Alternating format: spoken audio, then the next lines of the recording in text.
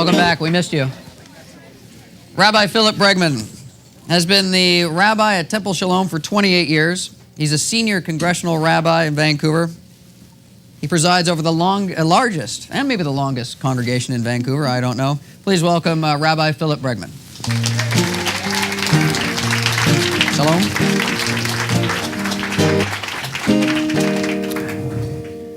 38 years old. My God. I know. I didn't realize you were that old. Me or you? No, you. Yes. She's only 25.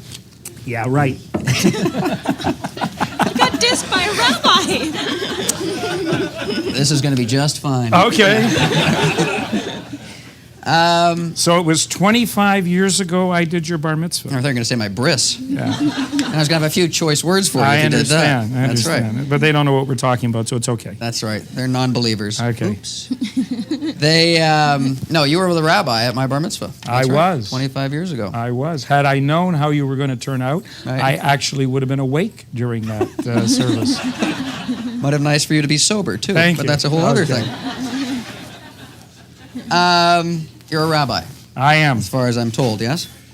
And I'm curious because, you know, a lot of kids, when they grow up, or when they're playing in the playground, you know, I want to be a firefighter, I want to be an astronaut. You don't hear a lot of, I want to be a rabbi, True. right? So, where did you get the idea? What made you want to be a rabbi?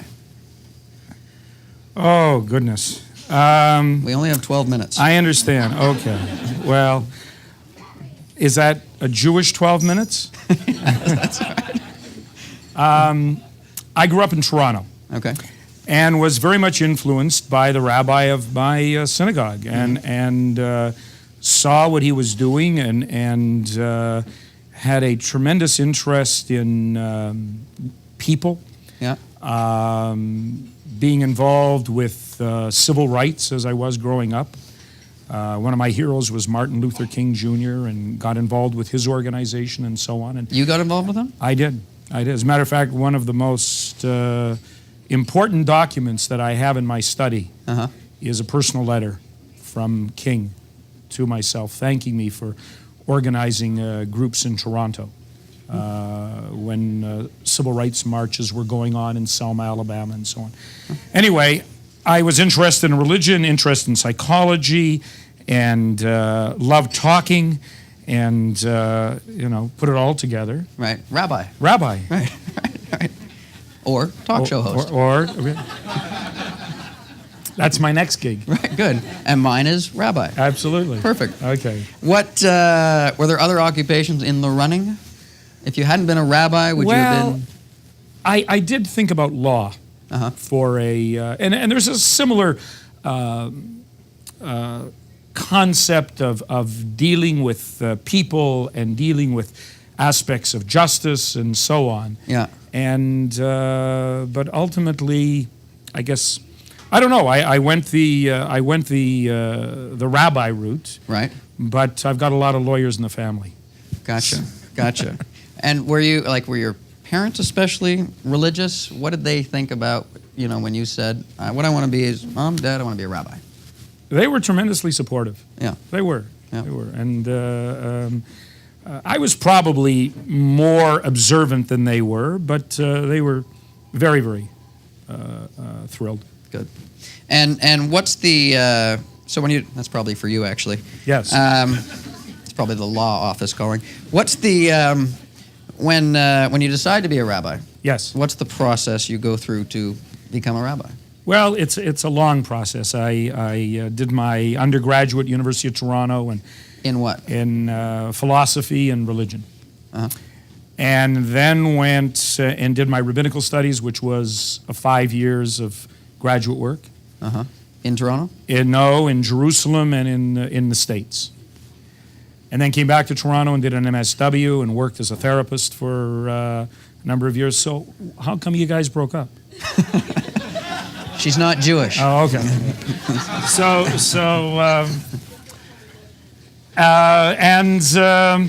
Anyway, there's a lot of schooling, a lot of experience. Uh-huh. And that's how it came to pass. That's how it came to pass. And while you were going to school, was it always with the intention of becoming a rabbi? In university, it was. It was. Yeah. And that must be a pretty specialized field. I would think. What, being rabbinical studies? Yeah. Yeah. I mean, it is. It is. It's a bit of a crazy job because, especially if you're a congregational rabbi, because you are on call 24/7. What is it, like literally for, you name it? 365 days. I mean, I have dictated eulogies in hotel rooms in Paris and in Florida and Hawaii and around the world. Somebody dies, I'm having to coordinate what's going on, or you really are. You're on call. I mean, and anything and everything does come in. So when you say it's the police, I mean, that would not be an unusual occurrence. Or come down to the morgue, I have to identify a body. I'm in court. I have to deal with abuse. I have to deal with. I mean, there's some positive aspects of this as well. Thank goodness. Yes. But it's the full gamut. The full gamut of anything that life can possibly throw at us. And did you know that's what the deal was when you Absolutely not. Perfect. Absolutely not. I mean, I have to tell you, I came out here 1980. And shortly after I got out here, my car was vandalized. After that, we got death threats. It was a few years after that, the synagogue was firebombed with a Molotov cocktail. So sorry, when you came out in 1980, you came out, that's when you were hired to be the rabbi. That's when I was hired to be the rabbi at Temple Shalom. Right. Right. And it was boom, boom, boom, boom. I mean, just one thing after another, and you're realizing that life gets messy. So what happened? Because as you mentioned, the temple that was firebombed was actually the temple where I had my bar mitzvah. True. And what was it like to, realize, or I guess experience that, like, people are out there just don't like you because, you're a rabbi, or is it because you're Jewish? Or is that wasn't particularly new for me. I grew up in Toronto, but I was actually born in a small town in Ontario, Galt, Ontario. It doesn't exist anymore. It's now called Cambridge. And I was only Jewish kid in the school. And I had to run a gauntlet to school. So I understood anti-Semitism from a very, very young age. And so...